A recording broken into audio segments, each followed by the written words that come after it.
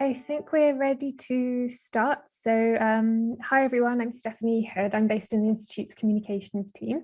I'm really happy to welcome all of you to another event in our Institute's Colloquium series, Trusting Science. This is our 6th of 7 colloquia over the academic year on the topic, where we hope to facilitate interdisciplinary dialogue around social, political, and internal trust and distrust in science, and hopefully provide some inspiration for further discussion and research. Just my usual admin for every Institute's colloquium. At the Q&A at the end, please can you raise your hand, or you can add your question in the chat function. We will be recording the talk for publishing online, but not the Q&A. So if you ask any questions, you won't be recorded. Please, would you mute yourself when you're not speaking? And I'd also just like to thank everyone who's been involved in organizing the series, our research group members, administration, library, and the rest of my team. So I'm very happy now to welcome the organizer of this session, Anna-Lisa Ahlers, who is the leader of the Lisa Meitner Research Group, China in the Global System of Science, who will introduce today's colloquium. Anna. Thank you, Stephanie. A warm welcome also from my side, and also on behalf of the whole Lisa Meitner Research Group. I should share the opening slide for this event, which is coming here. So my group has been organizing 3 events in this series on trust in science. This is now the 3rd event in which we approach the topic mainly from the perspective of trust in international collaboration or the global structures of science and scholarship. We are this time also getting much closer to the immediate topics that our research group is working on, China and the global system of science. The rapid and huge expansion of the national system of science in the People's Republic of China over roughly the past 2 decades, but also the massive expansion of so-called Chinese contributions to and the integration with the global system of science is causing fascination and fear in the scientific community and also the general public, which slowly begins to understand the dimensions and the effects of this rise. The novelty, the speed, and the, from a European perspective, lack of transparency and understanding of developments in the People's Republic of China and beyond is fueling graspable degrees of friction and not at least mistrust. Think only about the FBI's China initiative in the United States of America, or the increasing talk about the securitization of science and technology and education, and how to navigate it also here in the European Union. So I think we can safely say that this country's rise is unprecedented in the global system of science. The conditions under which this happens are new, and the reactions to it are very strong. But it might still be worthwhile to look at these developments from a comparative and a comparatively analytical perspective that go beyond China as a case. And through the particular choice of the speaker and our commentator today, this will become very graspable, I think, and will also be the foundation for a lively discussion of these topics at the end. We could think of no one better to invite to give today's main talk than Joy Zhang, a professor of sociology and the founding director of the Center for Global Science and Epistemic Justice at the University of Kent. Professor Zhang received her PhD under the supervision of an economist and an anthropologist, which she likes to point out, from the London School of Economics. She also has a first degree in medicine, and that is where I would guess her initial interest in sciences as a field of study is coming from. And she has undertaken comprehensive empirical studies on stem cells, synthetic biology, genome editing, food movements, and environmental politics. In general, Professor Zhang's research investigates the transnational governance of scientific uncertainty and the decolonization of knowledge production. Since she is such an astonishingly productive scholar, it would take too long to read all her publications out to you now, but let me just mention the titles of her monographs. We have a 2012 one on the cosmopolitanization of science, stem cell governance in China. 2013, Green Politics in China, Environmental Governance and State-Society Relations. Then this year, The Elephant and the Dragon, maybe you can see it here, I have it on my desk, of course.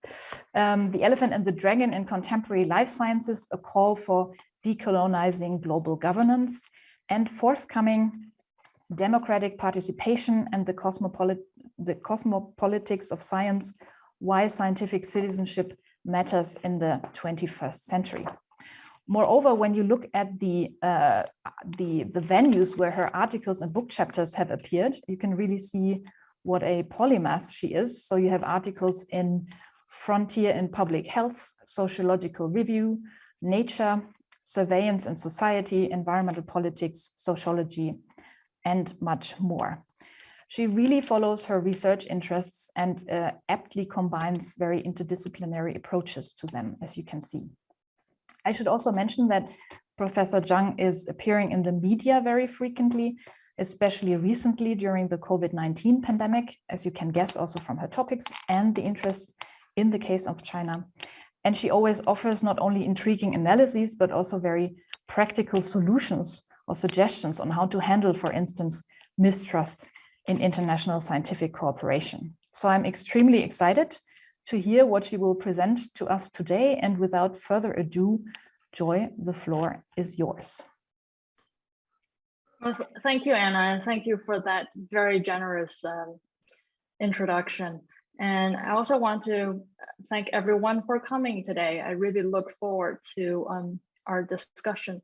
Let me just share my screen. I hope everyone can see this. And another thing I want to thank Anna for is for her to come up with this provocative title, Can We Trust Science from China? And I really think this is a sentence that captures a general sentiment that haunt many of us towards Chinese science, although not all of us would always say it so forthrightly. And in fact, if you ask me, I think the last time I was asked this question, almost verbatim, with the same directness, was actually from a Chinese woman at the end of a workshop on GM food I organized in China. And the woman was slightly older than I am. And after the focus group, she came up to me and she said, the question is, can we trust science from China? And her tone was so flat that it could be treated both as a comment and as a question. And her doubt was expressed so matter-of-factly that there's not a trace of cynicism nor exasperation. And that scene really stuck with me because I felt that scene captured something very particular about our ambivalence towards China.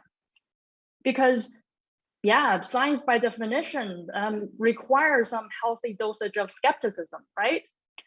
Nullius in verba, just as the model of Royal Society in London would say, we should take no one's word for it. We should never take anyone's word for it. Yet there's something special about our ambivalence towards China. It's actually a kind of a lingering suspense of not having enough information or access to information to make one's own judgment. In other words, almost feels like what really perplexes us is we actually don't know how to make sense of China, or we don't never know enough about China, because one of the biggest paradox of our time is that China's science and technology commands such an omnipresence in the world, yet there always seems to be something in the dark. And we hear so many conflicting stories about China that it is logic of it is right seems to be so slippery to grasp. And to be honest, I've been working in this field for 17 years, and I'm not sure I have come to the conclusion to today's lecture title, Can We Trust Science from China? But I think what I can do is to highlight a few facts which I feel are underappreciated or under discussed that provides some essential clarity to this question. And they are the 5W and 1H, the famous composition. And I think if we want to take this question seriously, can we trust science from China, we really need to first figure out what we're talking about. And that requires a more updated idea of the geographic boundaries of Chinese science. So China is actually a really big player in global science. And I mean big, not only in the sense that it is the second largest investor in terms of R&D in the world, nor the fact that it has overtaken the US to become the #1 producer of academic papers since 2018. And I'm not just talking about the fact that 49 out of 50 of the fastest rising institutions are actually based in China. I want to highlight a more mundane aspect of China being the big player in the world. Now just think about its size. Just look at the map. I mean, how many universities are here in Germany? About 380. And how many are there in Europe? About 2,700. And how many universities are in China? 29,000. So when we're talking about China, you're really talking about something that's as big as Europe. And what makes China slightly different is that it is an emerging power, and similar to a lot of other emerging powers, there's a lot of domestic unevenness in terms of its development. And one of China's prominent economists has once described China as one country, 4 worlds. Although this phrase was used to describe China's socioeconomic development, I think it can be used to describe its scientific development as well. Because if we take life sciences example, that's the area I'm most comfortable in, we have the first world science in China, which is basically along the East Coast. You know, you have Beijing, Shanghai, Guangzhou, Shenzhen. These are well-known global scientific cities. And then you have a cluster of inland cities like Xi'an, Wuhan. They're actually very aspirational cities that makes up the second world of China's science. And they represent a wider social aspirations as well as capacities of China's rise. And very similar to these East Coast cities, they have this radiating effect and provide inspirations for what I call the third world science in China. You have these innovation belts, but the third world science in China are basically those institutions and cities that are still struggling for not just global visibility, but sometimes domestic visibility as well. They're pretty much still in the process of gearing up to Western standard. And then, of course, the fourth world of science are the vast regions where infrastructures are still yet to be developed. And of course, in terms of life science, the Western part of China would first come to mind, but I also want to remind you that there are also pockets of fourth world science along the East Coast as well as middle part of China. And this domestic disparity was pretty much a result of China's elite funding system, which is characterized by UNESCO as a whole nation system. So everything is managed from top down and they target a specific institutions. And although China has tried to reform its scientific system since 2006, this hasn't really changed much. And you still have this huge domestic disparity on display. And since we've talked about the diversity of the scientific experience in China, I think this is perhaps a perfect place where we face the elephant in the room. That is, a lot of people would say that Chinese science are not trustworthy because China seems to be the hotbed for misconduct and fraud. Well, actually, it's true. There's some truth to this claim because with perverse incentives such as handing out cash to high impact publications and the kind of a nationalist drive, there has been an emerging commercialization of paper mills, and it has provided a lot of incentive for the fabrication of data. But I also want to share some other studies with you, and this is one that was published in 2020. And it's a study on the number of retraction papers of 11,600 journals between the time frame of 1978 to 2013. And what this paper found was that in terms of the sheer numbers of retracted papers, in descending order, the top 5 countries of the world are USA, China, Japan, Germany, India. And in terms of proportion, South Korea actually leads China and is followed by India. Well, I think different people perhaps will read different things out of this data. Some may even highlight the point that perhaps there is some epistemic injustice here in terms of the selective global visibility of misconduct. But I want to get beyond these type of dispute. And in relation to our discussion today, I want to highlight 2 points. One is, well, bear in mind, this is just one study, and fabrication of data as well as retracted paper, they're really just part of the problem. It is a very significant problem in China, and China is struggling with it, as many countries are, but it's really just part of the problem. Just imagine if tomorrow, by some miracle, there will never ever be another fake paper coming out of China. I still do not think the world is ready to trust science from China.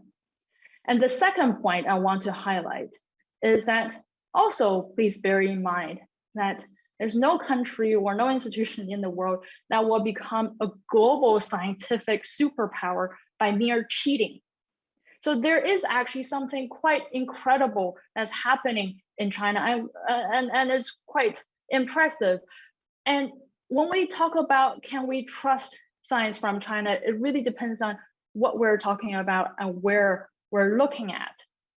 And if we look at today's lecture title again, I want to draw your attention of how I just love the phrasing of this question, because it skillfully avoided this essentialist wording as Chinese science. It's not about can we trust Chinese science, because there's no such thing as Chinese science. We've already covered that point. There's no homogeneous experience, but it's about science from China, which incorporates the diversity and plurality of scientific practice within China.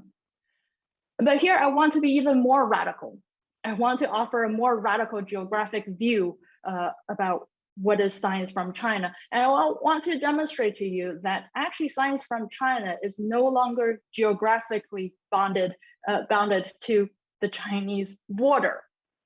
And let me introduce to you this case, Beijing. This is a pharmaceutical company that was founded merely 12 years ago in Beijing. And now they are actually routinely carrying out clinical studies in Europe, North America, Australia, everywhere in the world. And reportedly 700 of its full-time staff, half of them are actually based outside of China. And this is not a pharmaceutical company that's focused on generic drug either. They're actually more focused on the first of its kind drugs or the best of its kind drugs. So this is very much innovation-driven enterprise.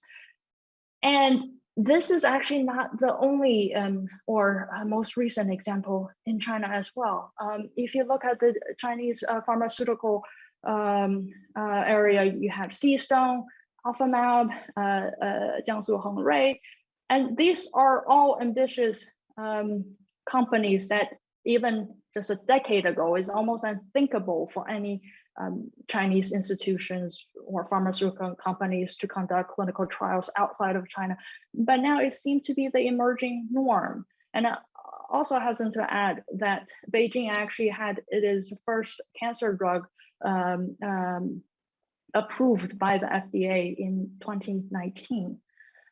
So in my recent book that Anna just mentioned, I point out this dual process of modernization, of globalization, which enabled China to be blended in with the global research scene in a much more condensed time. And actually this dual process have pretty much exacerbated this deterritorialization of contemporary science. So when we talk about science from China, it may not be geographically bounded to that region that we know as the People's Republic.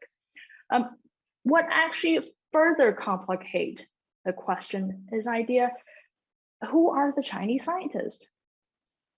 Well, as you know, I'm interested in life science, so I routinely check publication in this area, especially in regards to stem cells. And this is an article I came across in Nature very recently. And I want to draw your attention to the names of the authors. I think you may have noticed that none of the three authors have Chinese names, they're non-Chinese. But actually, if you check their affiliation, they're all based in China. And they're not a dual appointment either. They're just solely based in China. And another thing is, well, because I know these people's work, I've been following them for a while, I know that they're not those transient visitors who are just parachuted to Chinese labs. And in fact, if we take the example of the lab leader, that's Miguel Esteban, he has been working in China since 2008, and he is currently the chief scientist of China's national project. And again, this too was not a most recent or a singular example. As you can see on the screen, there are just two more examples from 2019 and 2016, giving you similar ideas of how you have non-Chinese scientists who actually are doing great work from labs that are based in China. So it's very similar to how Chinese scientists has been a critical part of American and British science for quite a long time now. And now we're seeing that the Chinese scientific scene is also becoming much more cosmopolitanized. But of course, you can still rightly say that for the majority of scientists based in China, they're still ethnic Chinese. But here, I want to draw your attention to an often ignored generational shift that's undergoing, and I want to tease out some of the implications for this ongoing mistrust. Because until recently, there has been a very simple and taken for granted dynamic between the developed world science and developing world science. That is a teacher-student relationship. And most young scientists from developing worlds seeking education in the developed world, and thus there's also an implicit division of labor. That is, the developed world provides ideas, whereas a third world scientists provide reliable lab labor. But things are changing a little bit. With China's economic as well as scientific rise, China has been able to turn this brain drain into brain circulation. And according to the 2019 statistics from China's Ministry of Education, indicates that while the number of Chinese students seeking education abroad has increased by 6%, the number of those who seek to come back to China after their education have increased by almost 12%. And this increase is especially more prominent among those who were born after 1990s. That is, those who grew up during a period where China has steadily increased its global influence. And a majority of those will come back to China seeking jobs in the financial sector as well as the science and technology sectors. In fact, the picture I'm showing on the upper right corner was taken from this 2017 American news article warning that the one steady supply of good quality Chinese postdoc to chemistry departments in US universities is drying up. And this generational shift have created a reverse information asymmetry. And this is one thing that I really want to highlight, because we're now facing a world that not only is China becoming much more powerful and influential, but you have a new generation of young Chinese scientists who are trained in the West, who know how things are operating in the West very well. But in comparison, you have non-Chinese scientists, those in their early career, that are facing a dwindling opportunity to get to know China. And for some of them, there perhaps a dwindling interest in engaging with China as well, especially under the shadow of what Anna has mentioned, such as the China Initiative. And this information asymmetry matters. It matters in terms of how we negotiate a workable, feasible, and enforceable global regulatory scheme for the future. And another thing is that, as you can imagine, with this reverse information asymmetry, there has been a changing mindset among Chinese scientists, or the young Chinese scientists. That is, they're much more acutely aware of the power imbalance in global scientific hierarchies. And they're much more aspired to be treated, or they expected to be treated, as equal contributors in shaping future regulatory discussions or norms. And some of you may be thinking, well, Joy, you seem to be showing us how you've been arguing about this generational change of how we have a more cosmopolitan, a different generation of Chinese scientists coming up. But hey, if it's true, then why is Chinese science still so secretive? Why aren't these cosmopolitan young individuals do something about it? Well, I say that's a very good question. And that's a question that perplexed me for quite a while, because during my 17 years of researching in China, I can say I have yet to meet a person who has a scientist based in China who has not been affected by censorship in China. And just to give you a pervasiveness of how censorship works in Chinese science, is that even for simple things such as going to a conference in a different domestic city in China, institutional approval is sometimes needed. And this is quite common among key staffs in key institutions, especially those full-time staff. So why wouldn't anyone do anything about it? And according to my observation and my working theory is that because in practice, people work and live in bubbles. It's the same actually in the West as well. But what's peculiar about China is that in these bubbles, it could be your own institution, it could be your research team, it could be your research network. But you know, these people that you're in constant contact with, within these bubbles, people can pretty much say whatever they want. And I'm sure those of you who have done empirical research in China would know what I mean. I mean, they can be as critical and as outspoken as any one of us in the West. But what's different is that information actually don't very freely in between these bubbles. And people become much more reluctant to talk openly outside their bubbles. So one of the perverse logic that's actually being practiced in China is that for many Chinese scientists, their primary concern is not so much about a lack of freedom of speech, because they actually can speak quite freely within their bubbles. Their primary concern is about what they're saying are heard by the wrong people.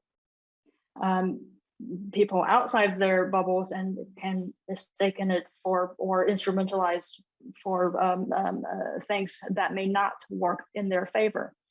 And this is where I want to draw your attention to the latent effect of censorship in China, because it's often tempting to think of Chinese censorship as one of those behemoth machines that's being operated from the top down with uniformity. But in practice, censorship in China is a layered practice. It has layers of censorship and self-censorship, and is discretionary applied by multiple authorities. And as such, censorship is not so much a political aspect of life. It has sipped through and sipped into the social and cultural aspect as well. And to borrow the Foucauldian term, it has become a conduct of conduct. And during my field work, I realized sometimes it's actually difficult for scientists based in China to differentiate where they suppress their own views and where they're actually advocating the party line. And so the latent effect of censorship is that it's not just about blocking out facts, but it's also about blocking out some of the patterns of thoughts, especially those emerging thoughts. It just prevents people even from thinking of the alternatives or thinking in a particular way. And a relevant example here, again, it sounds quite perverse, is that a lot of Chinese scientists would see a public interest in their work as troublesome or even threatening, because these are things that's outside of their bubbles, and they're not very comfortable in discussing their research outside of bubbles, because they know that in an authoritarian regime, if the debate gets heated, maybe the little bit of freedom they had in their bubble would be gone too.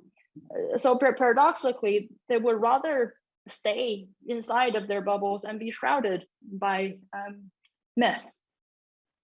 And so one of the irony in our age is that we read and learn so much about Chinese science and Chinese scientific advancement, yet we hear so little about the human stories behind these advancement. We know very little about these individuals. And this actually empowers no one. If it's anything, I think this reluctance to step out of the bubbles and engage in a dialogue only makes Chinese science much more unrelatable, incomprehensible, and self-alienating. And one may ask, then when can we get over this mistrust? Well, this is something that, again, I may have a different view, because I think many people have this cautious optimism, because you hear a lot of people say, well, you know, things are bad, but we've gotten over a Cold War, and we still have this teacher-student relationship. These are very strong ties that have been brought back by Chinese students. But here is where I think, as a sociologist, it's almost my obligation to be a little bit more speculative, and I'm very happy to be proven wrong. In my view, I actually think this may not be the case, because we're not in the Cold War. We're now in a time where the social economic dynamics are so different, and plus there's a generational shift that's undergoing. So we can't take things for granted. And if you've noticed, yesterday, Nature published this research, which shows that we're already seeing some of the consequence of heightened politicization from both US and China. And that is the number of collaboration has really dropped. And it was not something that happened simply due to COVID. It actually started to drop around 2017, 2018. And this is a clear sign that we cannot take our importance and our relevance to each other for granted. And also, I want to call your attention to the mental effect on a new generation of scientists when, at the starting point of their career, they were instructed to see their potential biggest collaborators as or to treat them with the biggest suspicion. And just think about the opportunity cost we have here. So I would say that we really should turn around this discussion and try to build new ties before it's too late. But of course, you may be saying, yeah, Joy, but all you've done is to lay out all the problems. So how can we build new ties? How can we get over it? Well, I actually have 3 points that I think may be helpful. And the first thing we can do is engage. And as I have written elsewhere, bias and overgeneralization is a two-way street. Just as we're now gathered together to talk about our distrust towards China, actually media generalization of China in the past few years has generated a lot of discomfort, distrust, and insecurity among Chinese scientists. And they are becoming skeptical about transnational collaborations as well. And ironically, this has helped to revive some of the overgeneralization of the West as well. So if you ask me, I think there are conscious and unconscious bias from both sides that needs to be removed. And there's no better way to achieve that through people-to-people engagement. And this should be in person, and this should be at a personalized or personal level. And my second suggestion is narrate. And I take this word from narrative ethics rather than political narratives. And in fact, quite on the opposite. I think we have way too much a statement of vision from political authorities. What we don't have is enough stories, real life stories, lives lived and to be lived, and all the aspiration of the potential of lives from the real practitioners in science, the scientists, the bioethicists, and the public. And this point is more of my suggestion to China. That is, China need to learn to narrate, because a true narration is a form of collective reasoning. It's about the details, it's about the process, it's about the logic. And yes, it is about storytelling, but it's a storytelling that's dialogical. And a good storytelling, as you know, has to have multiple perspectives. It cannot be dominated by a single perspective, let alone the government.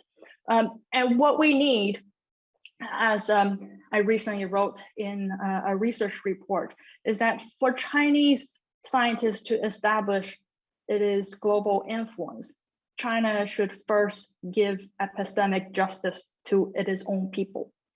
What we need is more real life stories from Chinese scientists, Chinese bioethicists, and interested public, so that we can know more about what science is about and who is it for, and to answer these questions. And I think these are especially important for emerging power who's exploring at the very forefront of contemporary science, which is creating terrains where we human collectively have never been in before. And it is only through narration, through what you want, what I want, how I see this, how you see this, can we find a reason of what should how we should regulate science, or what good science is.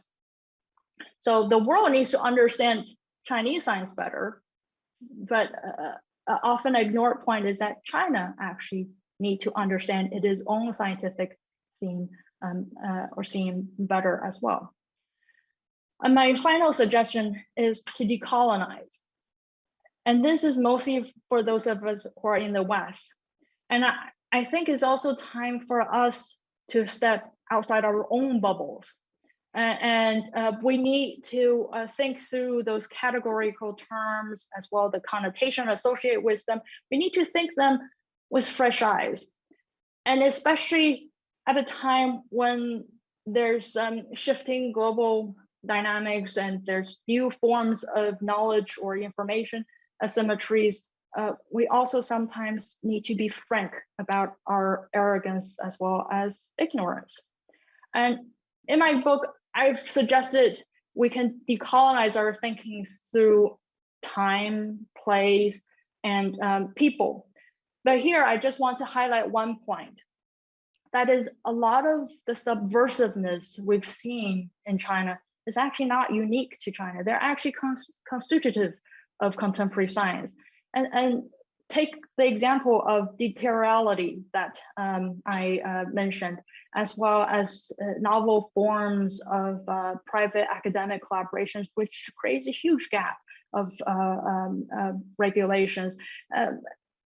And there's also the blurring of disciplinary boundaries, as well as the perverse incentive that not just China, a lot of countries are providing too. It is academics for a short-term academic performance.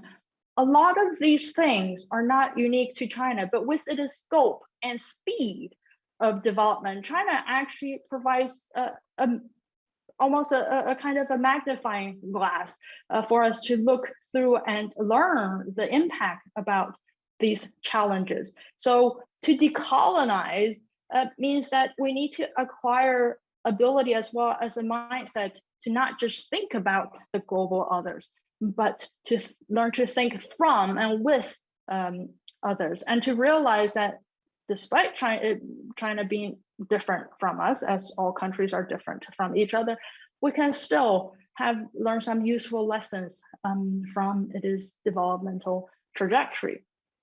And if we could do all that, perhaps we can end this mutual mistrust. And that also ends my talk today.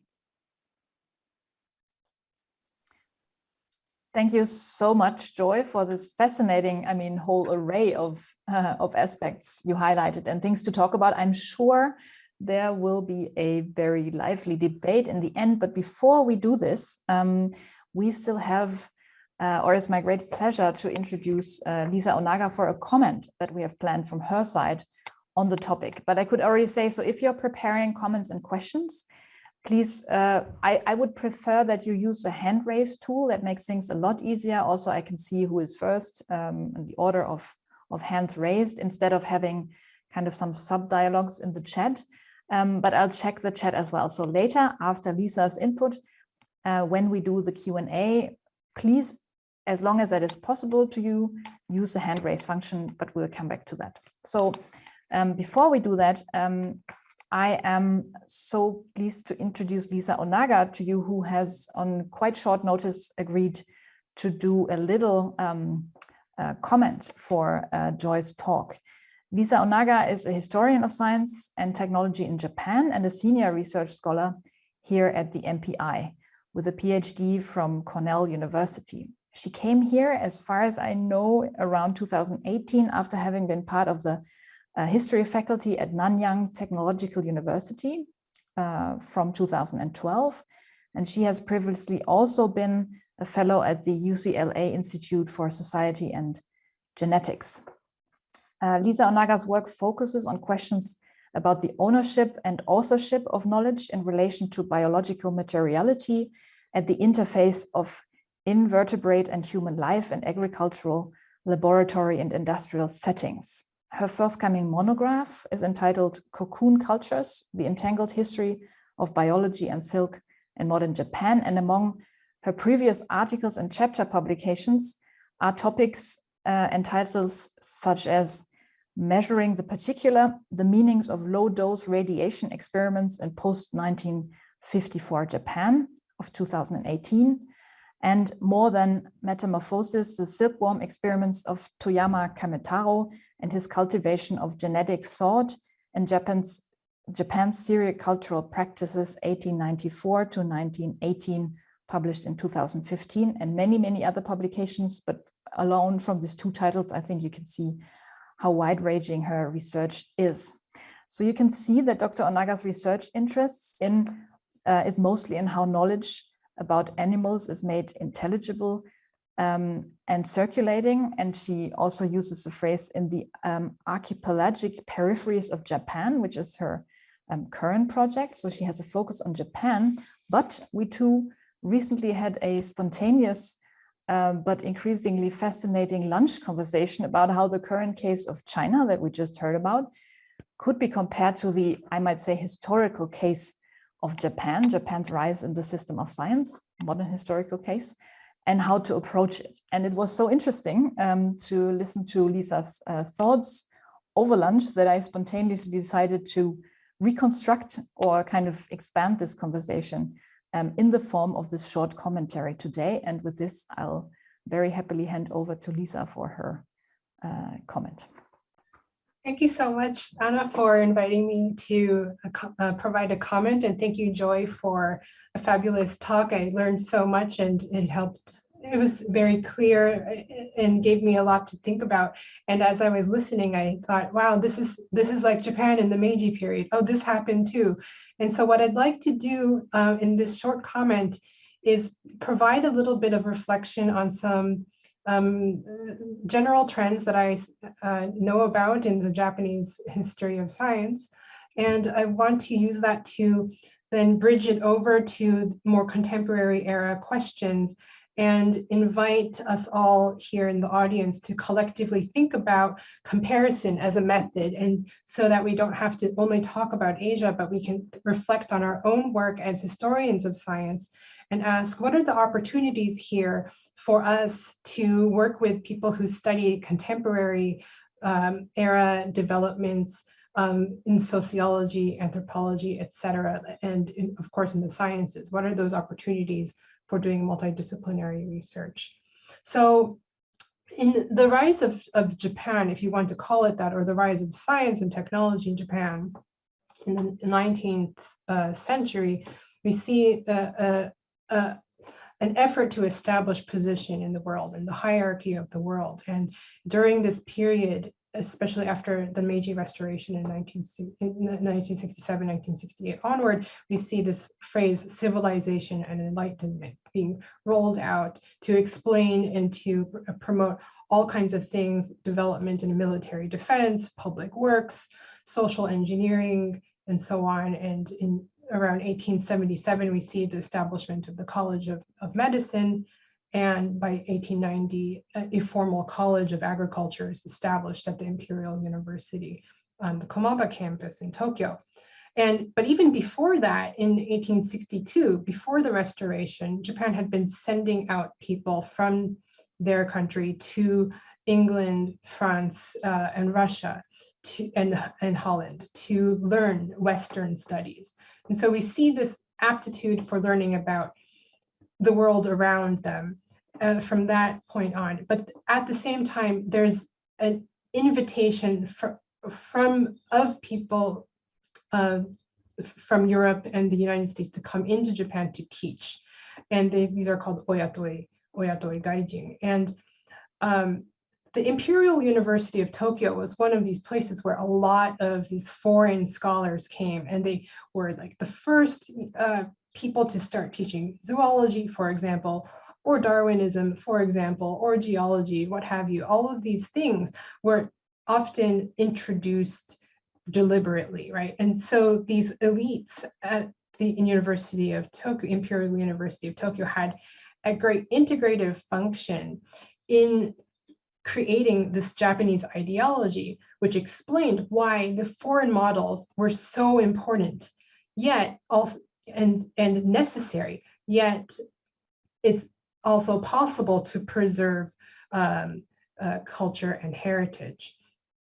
And we see something interesting happen at the same time as young people go to Europe and the US, not as just visitors, but to enroll in universities. So historian Tim Young recently wrote a book about the history of the Hoshi Pharmaceuticals company. And the protagonist, Hoshi, had enrolled in Columbia University. And by the time he graduated in 1901, he had learned all about US capital accumulation, trusts, and corporatization of the United States. And it was really important because it led to, for his company, very close connections between the pharmaceutical an entity and politicians and government entities.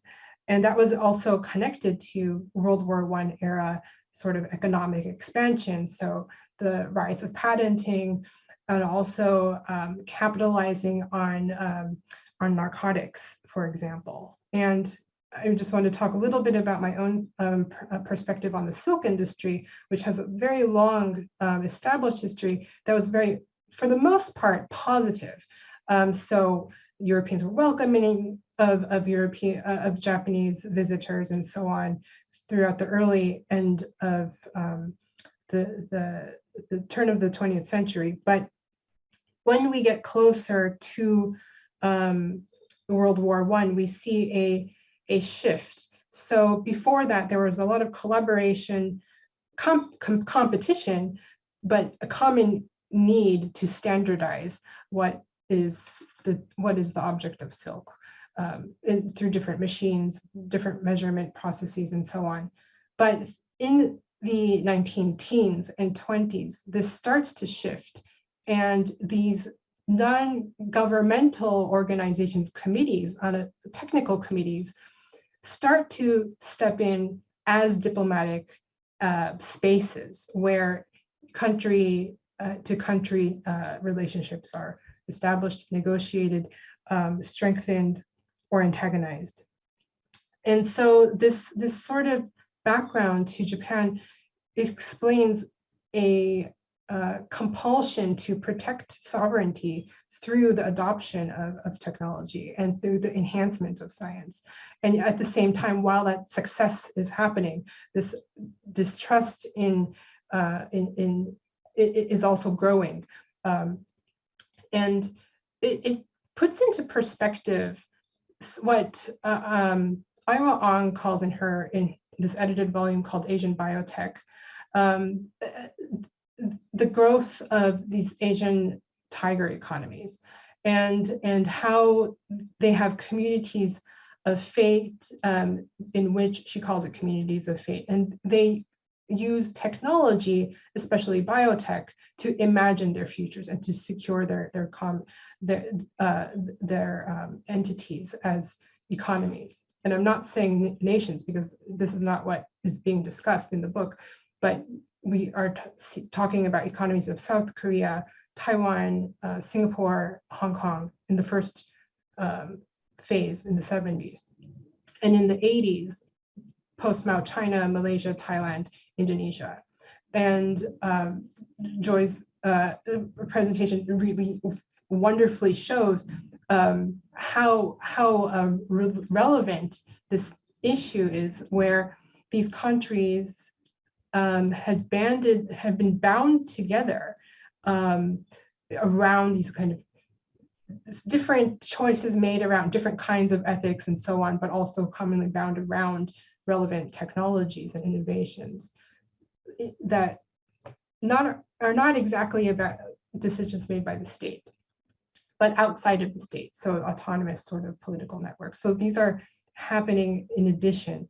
And it's not lost on historians as well, that in the context of thinking about Southeast Asia and this former specter of Japan as a colonial imperial power in the region, that even after World War II, Japan had a role to play in promoting those tiger economies in the form of reparations payments, so development issues, development projects, infrastructure projects, foreign aid, and so on.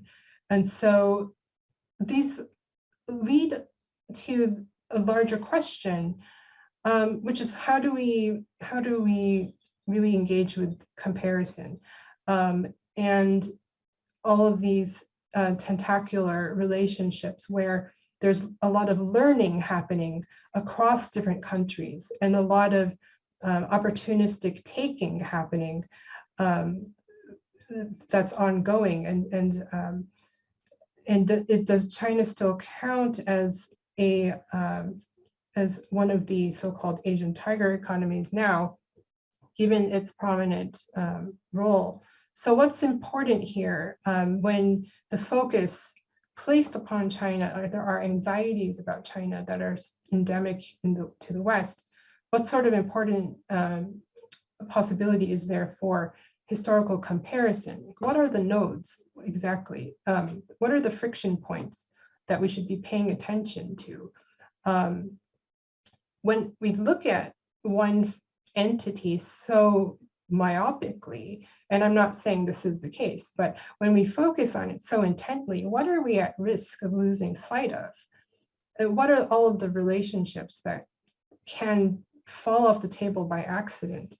And how do we notice that relationality? If we focus on China too much, is it possible that we don't look at what's happening in Japan right now? The rise of nationalism and the protectionism that's happening, and the media secrecy laws that have been in place for the last 5 years or so. This has been happening. Japan is not the same country that it has been while the West has been fixated on China. So going back to Meiji Japan era science, or even the early 20th century, or the most recent past, it would be really interesting if scholars were to take a look at some of the narrative points that Joy had pointed out, especially with respect to the rising numbers of publications, the rising cases of fraud, and so on and so forth. And where there's so much rich study in the social sciences.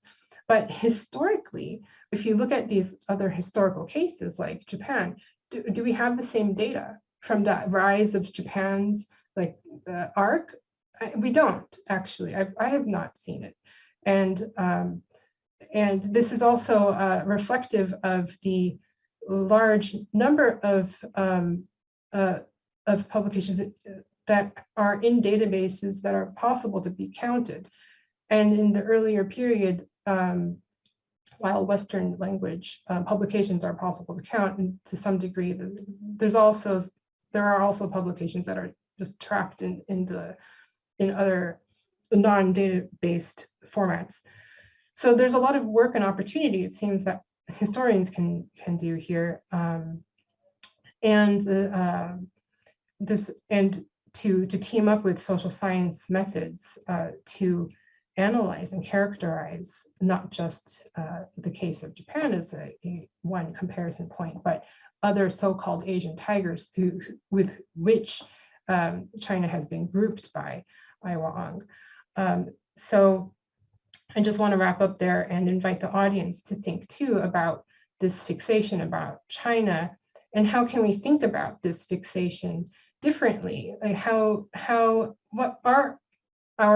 what have our biases been?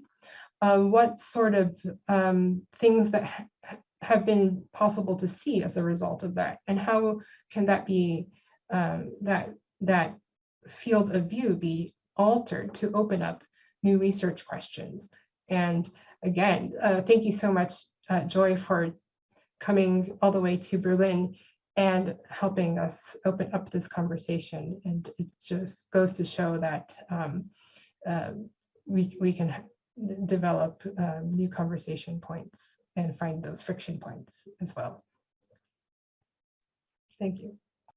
Wonderful, Lisa. Thank you so much. Now we have even more to think and talk about. And thank you so much, Joy. You mentioned this initiative in the UK, raising awareness and knowledge about China. There's something happening in Germany called China Kompetenziniative, China Competency Initiative. And I think you have contributed to our China competence tremendously today. And I thank you for that again. I also thank Lisa very much for her thought-provoking comment.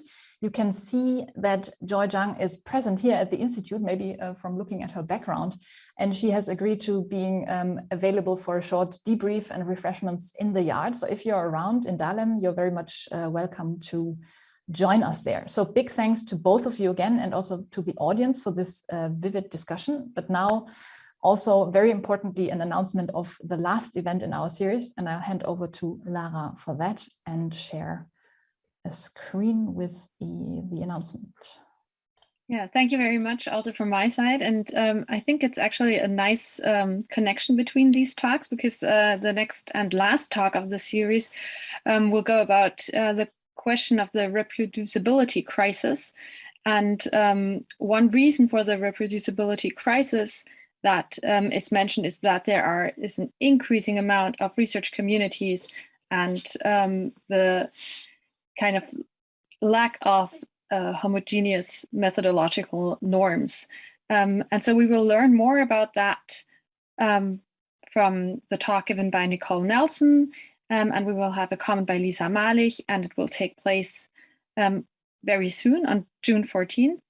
So same time, same place. We look forward to seeing all of you. And yeah, thank you very much again for this wonderful talk. Thank you, Lara, and goodbye, everyone. See you next time.